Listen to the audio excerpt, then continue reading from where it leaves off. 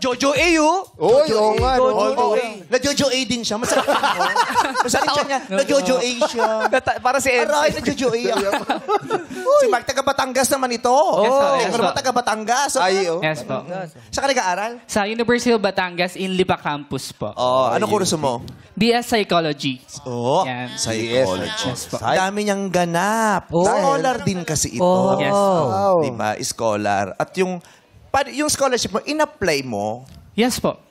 Parang, ang scholarship ko po kasi is student assistant program. So parang nag apply ka rin po ng trabaho, may interview, then magpapasa ka rin po ng letter of intent, ganun. Then yun, salaan din po. Salaan Opo. din. Yung student assistant program, sila yung mga student assistant na imbis mag-work outside, is sa loob na ng university. nasa na registrar's office. Yes po, yung ganyan. ganun.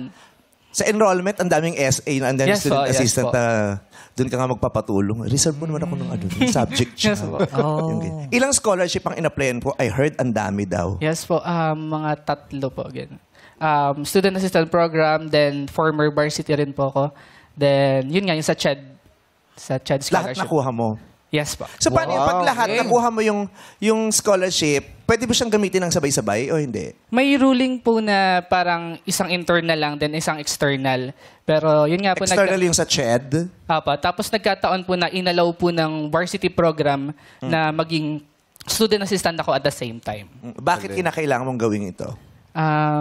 Siyempre po, marami po kasi kami nag-aaral. 7 po kami magkakapatid nag-aaral. So, tas 4 na po kami sa college ngayon. So, talagang mahirap, lalo na sa financially. And, yun, para makatulong, siyempre, pandagdag din. Then, sa tuition, mahal nga din Ano po. ba trabaho ng mga magulang mo? Si Papa po ay technician sa ibang bansa. Technician ng tren. Ang layo pala ng tatay mo sa nanay mo, pero nakabuo pa ng 7. Baka ngayon na lang yun. Oo, baka bumiyahe tuwing na uuwi. Nung 7 na sila, nung bumiyahe. Susunod nga sabihin mo sa tatay mo, yung kontrata niya gawin niyang 10 years. Tuwing uuwi, nakakabuo.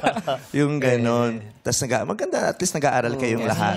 At bukod dyan sa scholarship na kinukuha niya para matustusan yung pangangailangan niya sa edukasyon niya, may iba pa siyang ginagawa. Ano pang ginagawa mo? Namamasada rin po ako ng tricycle. Gano'ng kadalas? Regular yan? Hindi naman po. Bali, siguro twice or thrice per kada A week? Pero regular, every week, pumapasada ka? Hindi po consistent eh. Kasi lalo na pag kailangan-kailangan. May saka free po, lang. Kanino yung tricycle? Sa amin din po. Ayun ang importante. Pag hindi ikaw, sinong pumapasada? Yung kapatid ko po, yung pang-apat. Ayan. Yung nanay mo galing hindi ah. naman masada. Bakit naman? May mga babae na nagtatricycle. Nakabisi na sa Siyempre, bahay. mag-aalaga na lang ng mga anak yun. Ba't ka Lalaba. nagagalit? Kasi kami, mga anak naman na bata eh. Din, kausapin mo nga to. Din. Oh. Ano bang problema natin dito? Sister school ko yun, huwag kang lulok. Sorry. Oh. Ilocano din ako. Oo. Congratulations sa'yo. Saludo kami sa'yo. Yes, Mark. Sumisingaw din ang disiplina sa kanya. diba? Yes. Oo. Naway maging matagumpay ka sa mga papasukin mo at naway mas maging mabait ang universe sa'yo sa mga susunod na taon at magbukas ang maraming oportunidad para mangyari ang mga pinapangarap. Yes.